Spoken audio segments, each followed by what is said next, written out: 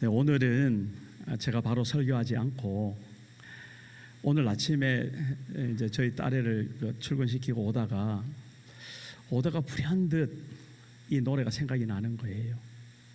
그래서 왜 그랬나 가만히 생각해 보니까 하나님이 한번 불러봐라 하시는 것 같았어요. 제가 잘하고 못하고는 제 실력을 아시니까 이해해 주시고 가사를 잘 들어봐 주시고 그렇게 함께 은혜를 나눴으면 좋겠습니다. 그래서 왜 그런 생각이 났는가 보니까 역시 우리 사람이라는 것은 우리 환경이 그래도 우리를 이렇게 좌우하잖아요. 제가 지난주에 수요일 날입니다. 한국 시간으로는 이제 목요일이죠. 한국 시간으로 오후 1시 10분 저희 부친께서 이제 하나님의 부르심을 받고 주의 품으로 안긴 그랬습니다. 그래서 장례 모두 다 잘 마쳤고요. 다니시는 교회에서 참 여러 가지로 배려를 많이 해주시고 또 저희 가족들도 잘 순종해서 제가 영상으로 이렇게 가지 못하고 봤는데 참 감사하더라고요. 이 모든 것이 다 우리 성도님들께서 기도해 주시고 동참해 주시고 또 그렇게 한 마음으로 함께 해 주셨기 때문이다 라고 생각하면서 하나님 앞에 감사를 드립니다. 이 곡은 집으로 가자라는 곡입니다. 아시는 분들 있으시겠고 혹 처음 듣는 분도 있으실 거예요. 집으로 가자. Let's go into the home. 그러니까 우리 집이 다 어디입니까? 하늘나라 하나님의 품이잖아요. 실제가 또 그런 거예요. 집으로 가자. 같이 집으로 가자. 그런 곡입니다.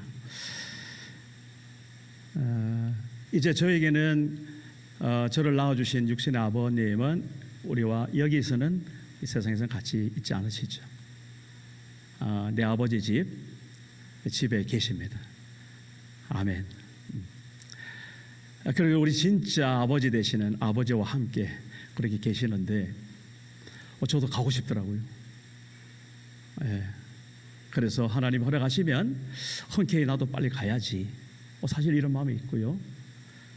그리고 이번에 그 장례를 이렇게 저는 어쩔 수 없이 그냥 있었지만은 우리가 천국 소망에 있는 것이 얼마나 귀한 것인지 저도 장례도 집전하고 문병도 하고 위로도 하고 또 임종도 지키고 그랬지만 내가 딱 당하고 보니까요. 뭐니 해도 천국 소망 우리가 갈 곳이 있다는 게 얼마나 축복인지 너무너무 귀하고 아주 체험이 되더라고요. 저의 이런 경험과 이런 고백이 우리 성도님들 모두의 고백이 되면 참 좋겠습니다. 우리 모두 다 이미 정해놓았잖아요. 갈 곳은 언제 가느냐가 문제인데 그거는 순서 없고 올 때는 순서 있게 왔지만 갈 때는 순서가 없지 않습니까? 이제 그런 일들이 있어질 터인데 그렇죠? 그럴 때마다 하늘 소망 그 천국의 소망이 더 우리에게 위로가 되고 평안이 되고 참 기쁨이 되는 그런 은혜를 우리 함께 같이 누리십시다.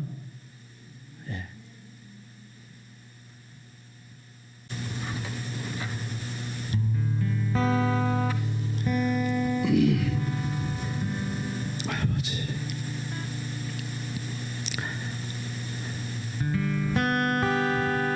집으로 가자 집으로 가자 이런 눈물 흘리지 않는 곳 집으로 가자 집으로 가자 내 아버지 기다리시는 그곳에 안녕 친구여 곰곰이 생각해봐 그대는 지금 자유로운지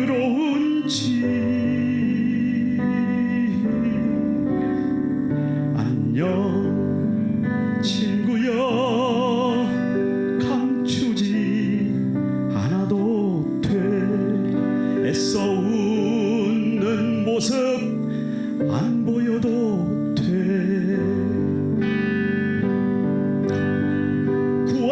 구원받은 몸이라 안심하고 있었나 끊임없이 생기는 어두운 죄 감춰둔 채 의인은 믿음으로 살리라 하셨는데 친구 넌 그 뜻을 진정으로 아는가 집으로 가자 집으로 가자 모든 죄로 아파하지 않는 곳 집으로 가자 집으로 가자 내 아버지 기다리시는 그곳에 안녕 친구여 생각해 보았는가 정말로 천국 갈 수 있는지 안녕 친구여 세상 떠나갈 때에 칭찬하는 하나님 뵐 수 있는지 마음속 깊은 곳에 하나님이 계신가 희미한 예감으론 평안을 얻지 못해 예수님 알기 위해 얼마나 고민했나 아직도 이 세상을 그렇게 기대하나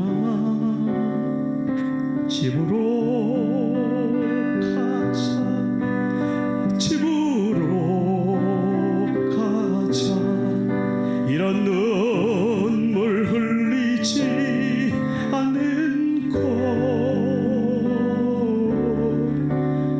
집으로 가자 집으로 가자 내 아버지 기다리시는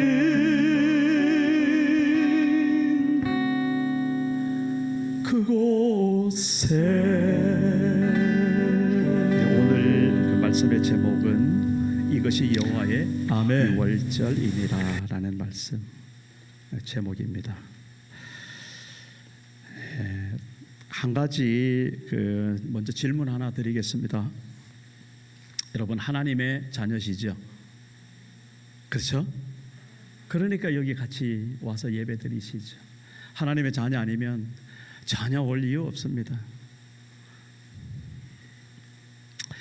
물론 하나님의 자녀 아니더라도 오신다면 정말 그것은 하나님 앞에 축복이죠. 그래서 하나님을 알게 되니까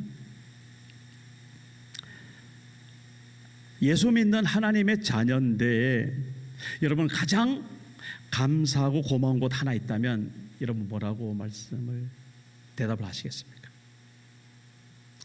우리 성도님 한 사람 한 사람마다 그 답은 다를 수도 있습니다. 우리 각자 받은 은혜가 다를 수도 있고요. 또 표현하는 방식도 다를 수도 있고요. 특별한 정답이라는 것은 없다라는 것을 분명히 말씀을 드립니다. 따라서 이 시간에 우리 잠깐이나마 한번 생각해 보십시다.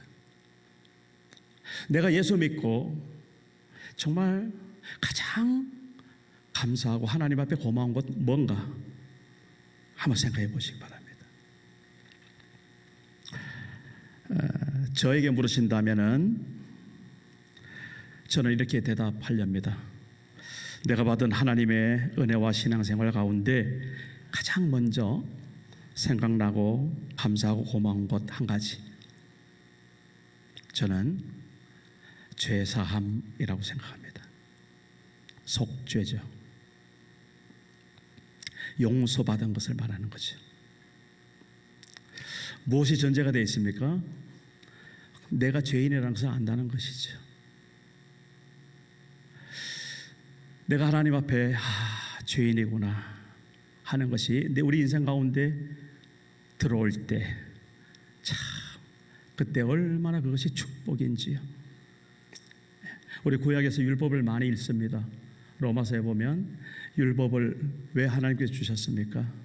물론 당연히 우리에게 지키라고 주셨죠. 그런데 그것이 율법이 우리에게 지켜지십니까? 10계명 하나만 생각해 봐도 하나님 우리를 몰라서 그렇게 갖다 덮어 씌워주실까? 아니죠. 하나님의 율법은 선한 것이고 우리가 반드시 지켜야만 되는 겁니다. 그런데 하나님은 우리가 지키지 못할 걸 알았을까요? 몰랐을까요? 분명히 아시죠.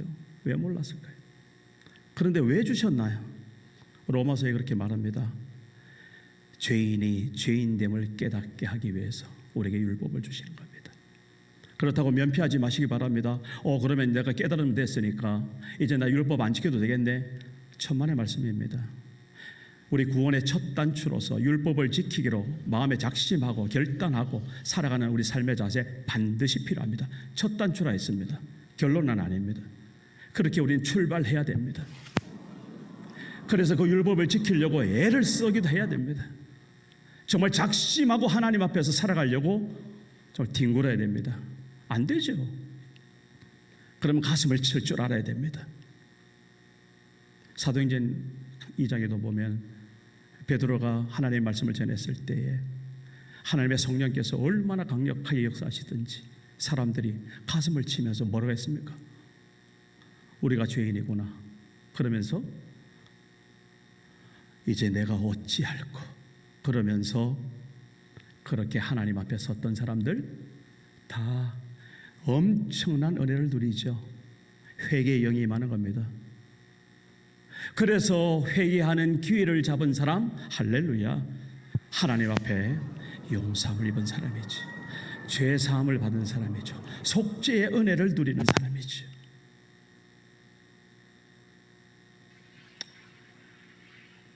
제가 이렇게 돌이켜보면은요, 매일매일 그 생각이 떠난 적이 없더라고요. 특히 어떨 때 그런 줄 아십니까? 나도 모르게 거짓말하고, 나도 모르게 속이고, 나도 모르게 여기 튀어나오고, 나도 모르게 하나님의 어딘가 계신가 할 정도로 살아가는 나의 삶의 현장에서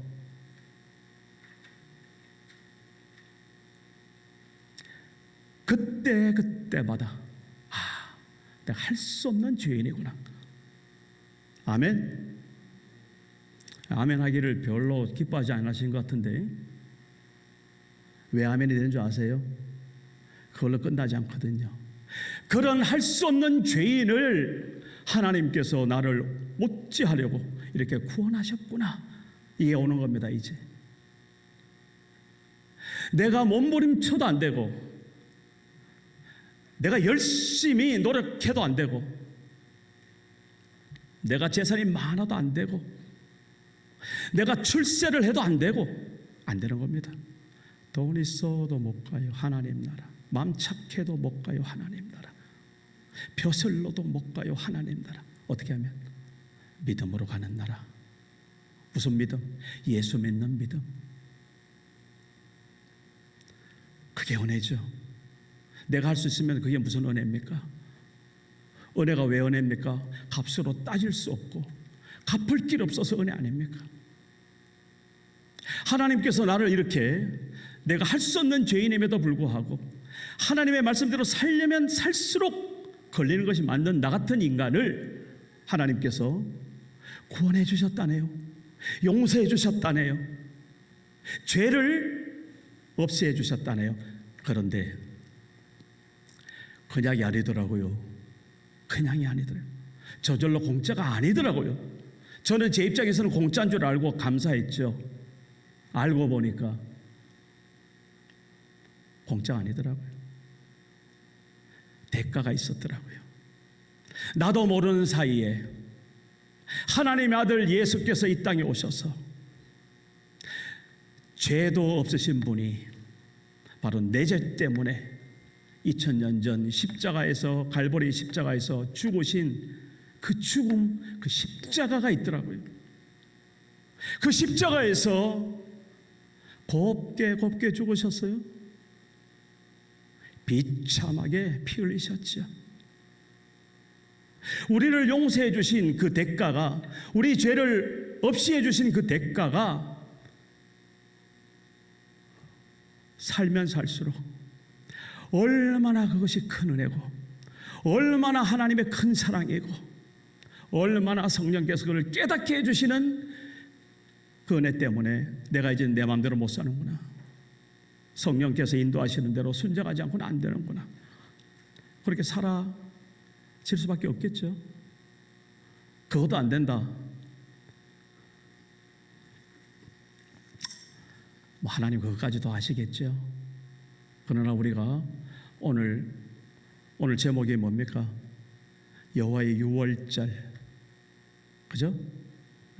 오늘 이 메시지를 통해서 오늘 우리가 구원받은, 죄를 용서함을 받은, 죄사함을 입은, 속죄를 받은, 거저 속죄가 아니라 그랬죠. 톡톡히 대가를 치른 값비싼 구원, 값으로 따질 수 없어서 은혜로운 그 구원, 그 구원이 바로 오늘 우리에게 임하였다는 사실, 오늘 나에게 주어졌다는 사실, 그것이 우리가 분명한데 어찌 하루를 그냥 살겠습니까? 하루 사는 게 안타깝죠. 주님의 일을 감당해야 되는데, 그죠? 그런 조바심과 하나님 앞에 기도가 이번 한 주간 늘 있었으면 참 좋겠습니다. 아니, 이번 한 주간이 아니라 우리 남아있는 여생 가운데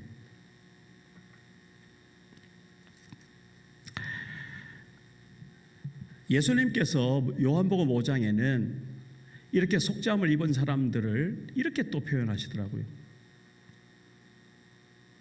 생명의 부활로 나오는 자라네요. 생명의 부활로 나오는 자. 제가 요한복음 5장 한번 읽어드리겠습니다. 내가 진실로 진실로 너에게 이르노니 내 말을 듣고 또 나 보내신 이를 믿는 자는 영생을 얻었고 심판에 이르지 아니하니 사망에서 생명으로 옮겼느니라. 진실로 진실로 너에게 이르노니 죽은 자들이 하나님의 아들의 음성을 들을 때가 오나니 곧 이때라. 듣는 자는 살아나리라. 아버지께서 자기 속에 생명이 있음같이 아들에게도 생명을 주어 그 속에 있게 하셨고 또 인자됨으로 말미암아 심판하는 권한을 주셨느니라. 이를 놀랍게 여기지 말라. 무덤 속에 있는 자가 다 그의 음성을 들을 때가 오나니, 잘 들으세요, 선한 일을 행한 자는 생명의 부활로, 악한 일을 행한 자는 심판의 부활로 나오리라. 요한복음 5장 24절에서 29절 말씀입니다. 두 번째 질문을 제가 좀 드리겠습니다. 그렇다면 금방 읽은 말씀 속에서 선한 일은 뭐고 악한 일은 뭡니까? 다른 사람 잘 도와주면 선한 일이고 다른 사람 건 뺏으면 악한 일입니까? 맞죠? 그게 다가 아니라는 겁니다. 여기서 선한 일 그리고 악한 일은 예수께서 뭐라고 말씀하셨는지 들어보십시오. 이 선한 일, 다시 말해서 하나님이 기뻐하시는 일 아닙니까? 그죠? 저는 이 선한 일을 하나님의 일이구나, 저는 이렇게 생각했습니다. 그래서 보니까 그 뒤에 이렇게 말씀하세요. 요한복음 6장 29절입니다. 예수께서 대답하여 이르시되 하나님께서 보내신 이를 믿는 것이 하나님의 일이니라. 하나님께서 보내신 자 누굽니까? 예수님. 그 예수님을 믿는 것이 하나님의 일이라 하네요. 하나님의 일, 선한 일이죠. 저는 이렇게 연결하고 싶더라고요. 그러면 이제 반대로 악한 일은 뭡니까? 하나님께서 보내신 자 예수를 어떻게 하는 자? 안 믿는 자. 그러니까 여기서 선한 일을 행한 자, 믿은 자 이 말입니다. 한마디로 예수를 구세주로 주님으로 믿은 자 어떻게 된다고요? 생명의 부활로 나온다죠. 예수를 믿어서 아까 뭐라 했습니까? 우리가 속죄를 누립니다. 예수께서 대속의 은혜를 우리에게 허락하셨어요. 대속, 내 대신 십자가에 죽으신 그 대속의 은혜. 그 은혜를 우리가 누린단 말입니다. 악한 일 행한 자 누굽니까? 한마디로 불신자죠. 믿지 않는 사람들이죠. 어떻게 된다고요? 심판의 부활로 나오리라. 여기서 심판은 상 주는 심판 아닙니다. 지옥 가는 심판이지.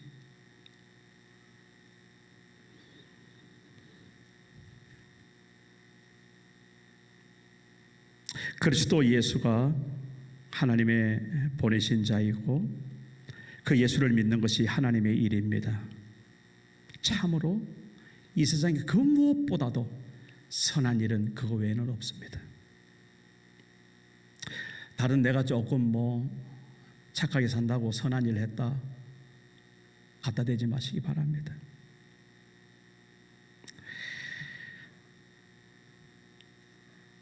악한 일을 행한 자, 아까 불신자라고 말씀드렸습니다.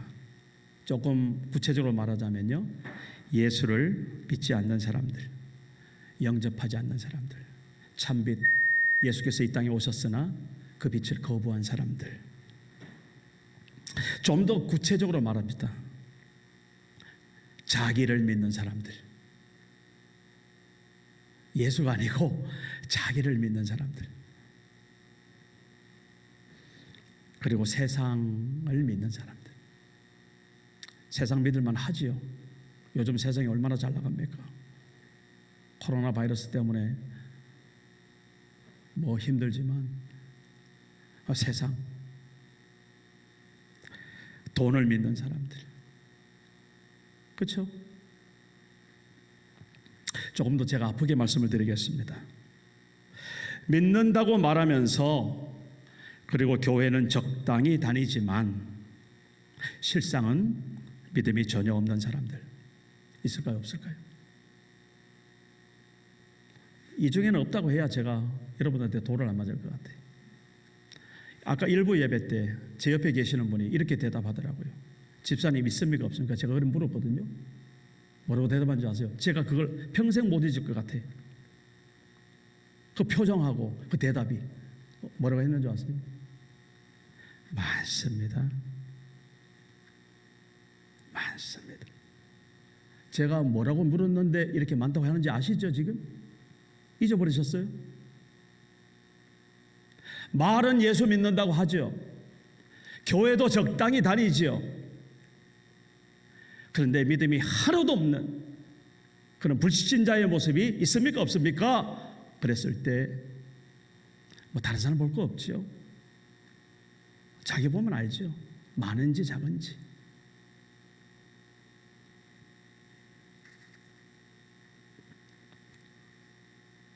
마지막으로 한 번 더 짚어야겠습니다. 예수님께서 엄하게 꾸지람을 주신 부류들이 있습니다. 사두개인, 바리새인, 대제사장들, 장로들. 그 중에서 바리새인들한테 정말 사탄의 자식들아 화 있을진지 아주 저주의 말씀도 거침없이 하셨어요. 예수님이. 왜 그렇습니까? 바리새인, 이중인격. 겉과 속이 다르잖아요. 회칠한 무덤이라 그랬습니다. 회를 칠한 무덤 걸뜻하게 보기 좋습니다. 새파란 잔디에 아주 깨끗한 그 동판에 그 속에는 시체가 썩고 있잖아요. 우리 신앙이 그럴 수 있다 이 말인 겁니다. 겉으로 보일 때는 오만 좋은 말 다 하고 정말 큰 믿음이 있는 것 같은 이야기를 하는데 실상은 그렇지 않은. 그래서 믿음은 크고 작고가 문제가 아닙니다. 있고 없고가 문제입니다. 크고 작은 거는 자기 분량대로 그렇게 사는 겁니다. 달란트대로 사는 겁니다. 재능대로 사는 겁니다. 하나님이 허락하신 대로 감당하면 되는 겁니다. 작으면 작은 대로 칭찬받고요, 크면 큰 대로 칭찬받고 똑같습니다. 전혀 다르지 않습니다. 달란트 비워 보십시오. 그런데 한 달란트 받고도 묻어놓은 사람 어떻게 욕을 먹습니까? 게으르고 악한 종아, 지옥에 들어가서 이를 갈고 그런 식으로 아주 혼이 납니다. 무슨 말입니까? 믿음이 없는 거죠. 하나님을 잘못 알았다는 걸 이야기하잖아요. 그래서 그 비유에도 보면은 네가 나를, 그 주인이 하는 말이 잘못 알았구나. 결국은 뭐예요? 믿음이 없었다는 거지. 자기 마음대로 믿었다는 거죠. 성경대로 안 믿고 내 마음대로 믿었다는 거죠. 오늘 여기에서 우리 그런 사람이 나름대로 자기를 돌아볼 때 그런 것이 있다면 속히 말씀대로 믿으세요. 말씀대로. 그래서 우리 작년에 뭐라고 우리 표를 내걸었습니까? 말씀대로 예수님을 따르는 사람들. 우리 작년. 그래서 신약 성경 다 읽었죠, 같이. 그죠? 올해는 뭡니까? 올해는 은사대로 성령님과 함께 일하는 교회. 왜 처음 듣는 표정들이세요? 목회실 들어와서 자주 좀 살펴보세요. 들어오면 앞에 대문짝만하게 써져 있습니다. 뭐라 했습니까? 성령대로, 은사대로, 하나님 주신 은사대로 성령님과 함께 일하는 교회.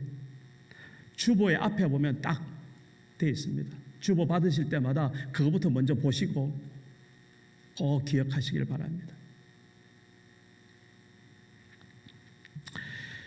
이것을 다른 부분에서는 성령을 모독하는 죄다 이렇게도 표현합니다.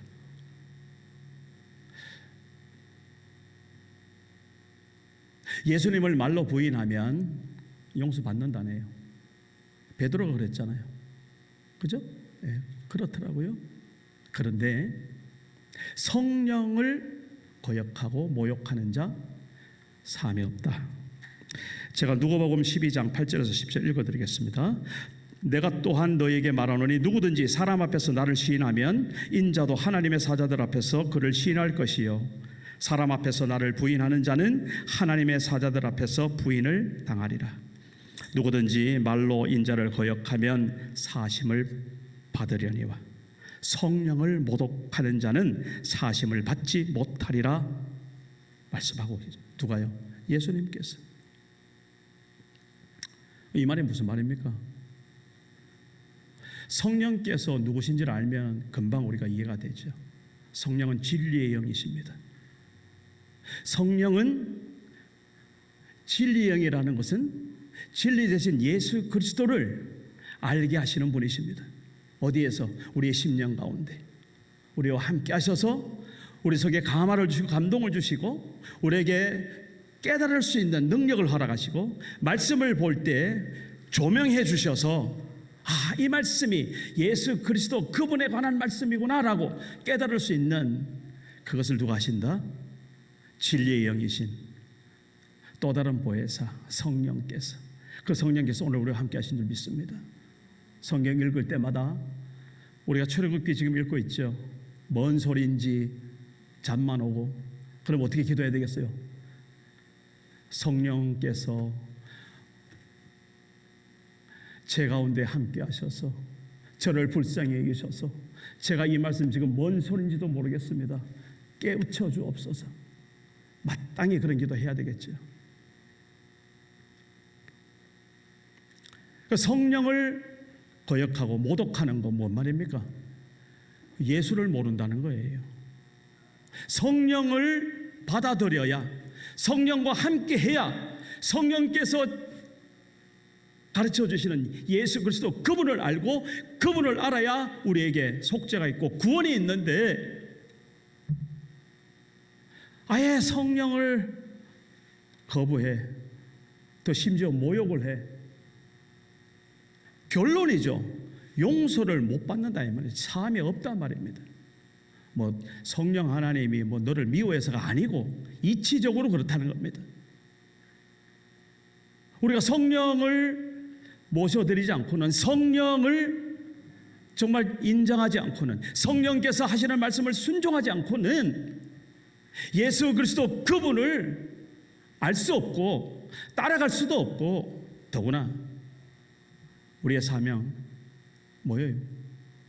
아무든지 나를 따라오려거든 자기를 부인하고 날마다 제 십자가를 지고 나를 따라라. 되겠습니까? 안 되겠습니까? 어림도 없는 소리죠. 그래서 성령 충만, 성령 세례 받아야 된다 강조하는 겁니다. 그 성령께서 오늘 우리 가운데, 이 말씀 가운데, 지금 이 시간에 이 자리에서 우리 한 심령들마다 우리의 마음을 붙들어 주실 줄 믿습니다.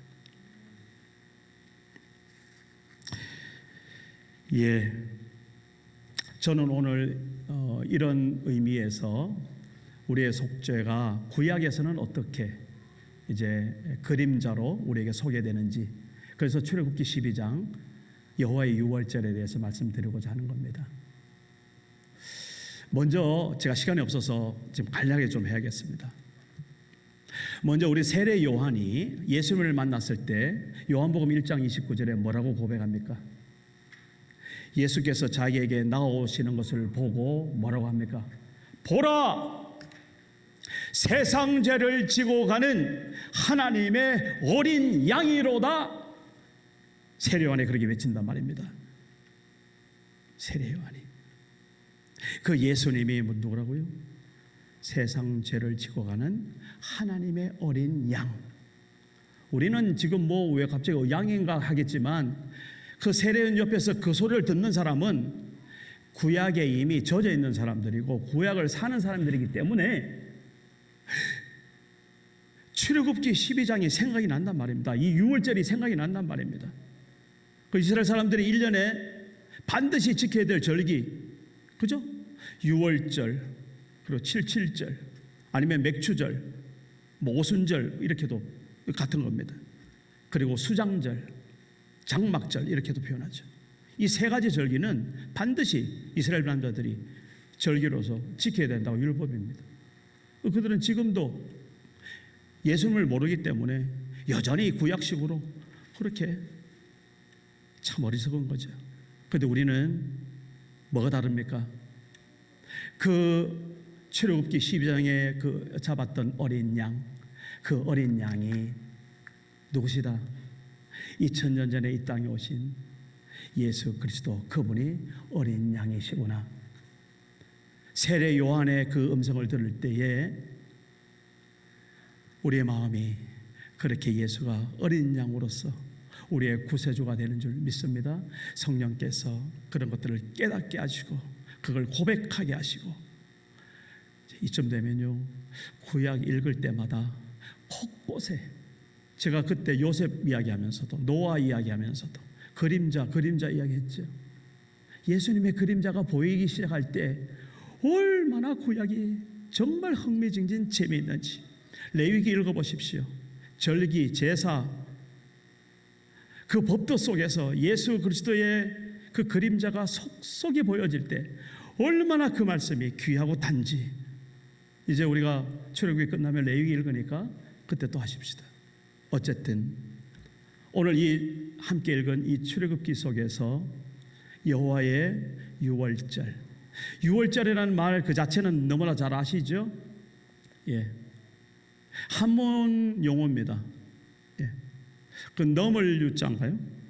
제가 찾아봤네요. 네, 넘을 유자에다가 건널 월자네요. 그 넘어. 그 영어로는 pass over. 유월.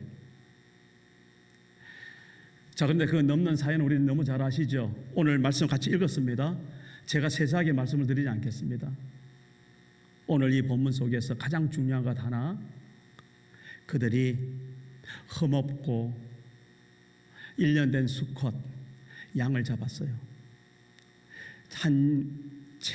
첫 해 그렇게 아비벌로 정하고 나서 열흘 만에 그 선택해서 잘 잡아놓고 사람 숫자대로 먹을 고기만큼 분량을 다 정해서 잡아놓고 실제로 죽여서 잡는 것은 나흘 후에 열나흘 날. 그래서 유대인들은 지금도 그 아비벌 14일을 새해 첫날로 잡습니다. 그런데 어쨌든 그날 잡는데 그냥 잡습니까? 온통 피바다죠. 그죠? 그 피를 어떻게 한답니까? 문에 바릅니다. 프레임이죠, 프레임. 양쪽 문설주, 그리고 임방에 그걸 우슬초에 적셔서 바릅니다. 왜 바릅니까? 하나님께서 이 장자의 죽음, 초태생의 죽음, 마지막 10번째 재앙이죠. 애굽 땅에 그 초태생이 다 죽는 그런 재앙, 그 가운데서 이스라엘 백성도 예외가 있을까요, 없을까요? 그 애굽 땅에 사는 모든 바로의 초태생, 아들부터 시작해서 하여튼 짐승까지도 초태생에서 다 죽는 겁니다. 그게 마지막 심판입니다. 제가 10가지 심판, 그 심판 처음에 피, 개구리,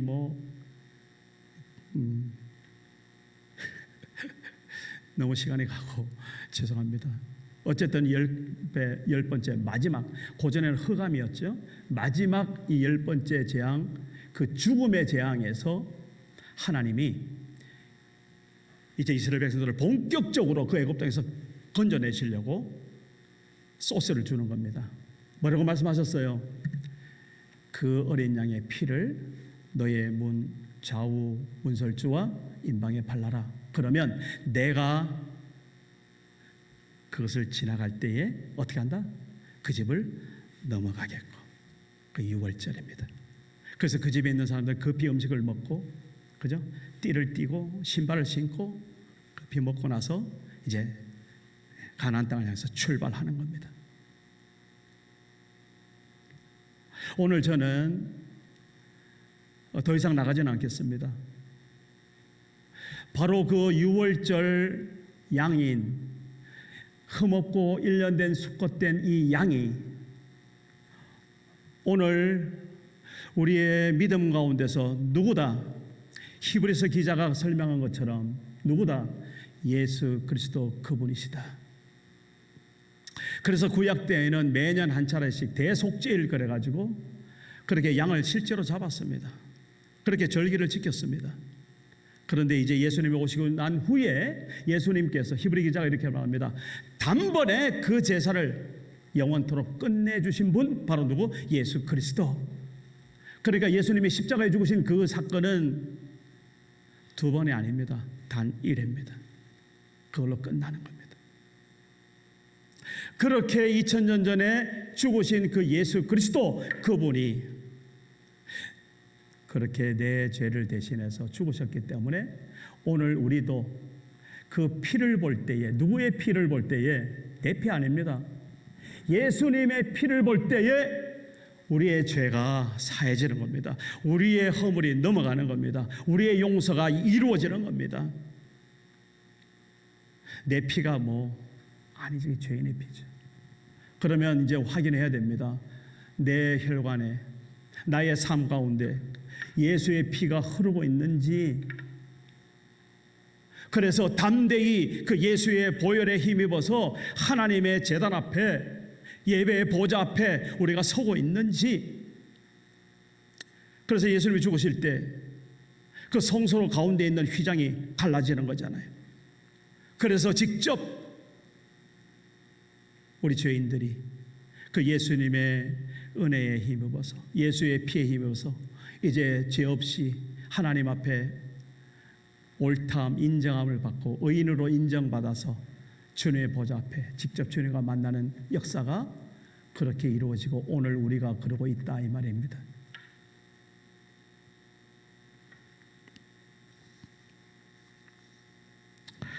출애굽기 12장 13절만 제가 읽겠습니다. 그 본문에 참고해 주시기 바랍니다. 내가 애굽을 칠 때에 그 피가 너희가 사는 집에 있어서 너희를 위하여 표적이 될지라. 내가 피를 볼 때에 너희를 넘어가리니. 할렐루야. 재앙이 너희에게 내려 멸하지 아니하리라 하는 이 말씀입니다. 자, 이제 분명해졌습니다. 흠없고 일련되고 수컷인 어린 양, 오늘 우리에게 있어서 누구입니까? 예수 그리스도. 히브리서 10장을 한번 비춰주시겠어요? 박 집사님, 거기 히브리서 10장 제가 요거 읽고 마무리하려고 합니다. 그냥 읽겠습니다. 이 뜻을 따라 예수 그리스도의 몸을 단번에 들이심으로 말미암아 우리가 거룩함을 얻었노라. 제사장마다 매일 서서 섬기며 자주 같은 제사를 드리되 이 제사는 언제나 죄를 없게 하지 못하거니와. 구약의 율법에 관계된 제사장들은 제사를 말하죠. 그런데 12절, 오직 그리스도는 죄를 위하여 한 영원한 제사를 드리시고 하나님 우편에 앉으사 그 후에 자기 원수들을 자기 발등상이 되게 하실 때까지 기다리시나니 그가 거룩하게 된 자들을 한 번의 제사로 영원히 온전하게 하셨느니라. 아멘. 또한 성령이 우리에게 증언하시되 주께서 이르시되 그날 후로는 그들과 맺을 언약이 이것이라 하시고 내 법을 어디에? 그들의 마음에 두고 그들의 생각에 기록하리라 하신 후에 또 그들의 죄와 그들의 불법을 내가 다시 기억하지 아니하리라 하셨으니 이것들을 사하셨은즉 다시 죄를 위하여 제사 드릴 것이 없느니라. 그러므로 형제들아, 우리가 예수의 피를 힘입어 성소에 들어갈 담력을 얻었나니 그 길은 우리를 위하여 휘장 가운데로 열어놓으신 새로운 산길이요 휘장은 곧 그의 육체니라. 예수의 그 육체가 십자가에서 그렇게 피 흘리심으로 우리는 구원을 누리는 하나님의 자녀가 되었다라는 것입니다. 네, 다시 처음으로 돌아가서 또 묻습니다. 속죄, 죄사함의 축복을 지금 우리 누리고 계신지요? 이제 예수 그리스도를 믿고 예수의 피를 힘입어서 하나님의 나라에 이미 들어와 계신지요? 누가복음 7장에 죄를 지은 한 여자가 등장합니다. 성경학자들은 그 여인이 막달라 마리아일 거다 이렇게 말합니다. 그 여인이 바리새인 집에 앉아 계시는 예수님 곁에 가서 그의 발에 눈물을 흘리고 그 머리로 그 발을 씻고 자기가 들고 온 향유를 거기서 깨트립니다. 다 거두생략하고 예수님께서 그 여인에게 뭐라고 하셨는지 들어보십시오. 이에 여자에게 이르되 내 죄 사함을 받았느니라. 자, 내 믿음이 바치고 드리고 헌신하는 그거 아닙니다. 그 이전에 뭐가? 막달라 마리아에게 그 죄지은 여인이 용서받는 속죄함을 누리는, 다시 말해서 내 옆에 계신 예수 그분이 하나님의 독생자 하나님의 아들로 이 땅에 오신 하나님의 어린 양이라고 믿는 그 믿음입니다. 내 믿음이 너를 구원하였으니 평안히 가라. 오늘 우리 성도님들께서 이런 평안을 누리시길 바랍니다. 죄사함의 자유를 누리시고요. 그래서 하나님께서 우리에게 헌신케 하시거든 아낌없이 헌신하십시오. 하나님께서 정말 기쁘게 받으실 뿐만 아니라 그의 삶을 높이 보장해 주실 줄로 믿습니다. 이 한 주간도 예수 안에서 속죄의 자유와 기쁨을 만끽하시고 온전히 주님과 동행하시는 영적 유월절을 보내시는 우리 트리니티 한인교회 성도님 되시기를 진심으로 축원합니다. 아멘. 하나님 감사합니다. 여호와의 유월절, 그 유월절이 그 어린 양의 죽음이 우리 죄를 속죄하시려고 십자가에 죽으신 그 예수 그리스도 그분이셨군요. 하나님 이제는 그 예수 그리스도의 은혜에 겨워서 하나님 앞에 신실하게 살며 믿음으로 살기를 작정합니다. 하나님 저희들을 도와주옵소서. 예수님의 이름으로 기도합니다.